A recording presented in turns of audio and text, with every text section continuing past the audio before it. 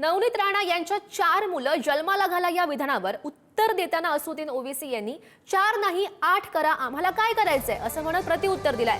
यावर नवनीत राणा यांनी भारतात राहायचं असेल तर संविधान मानलं पाहिजे, नाहीतर पाकिस्तानमध्ये जा असं म्हणत त्यांनी ओवेसींवर गंभीर आरोप केलेत। आणि या वादामुळे अमरावतीच्या राजकारणामध्ये वातावरण चांगलंच तापल्याचं चित्र आहे।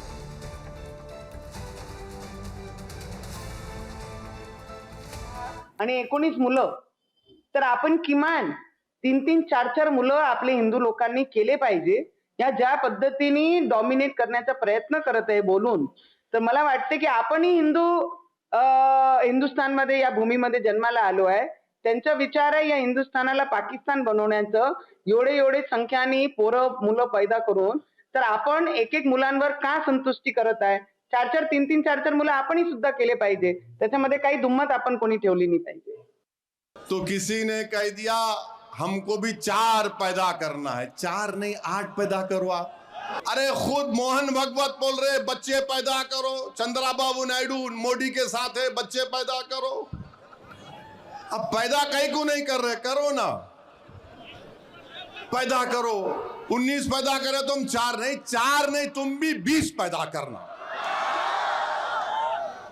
तुम्हारे को भगवान का वास्ता, तुम भी 19 या 20 पैदा करना।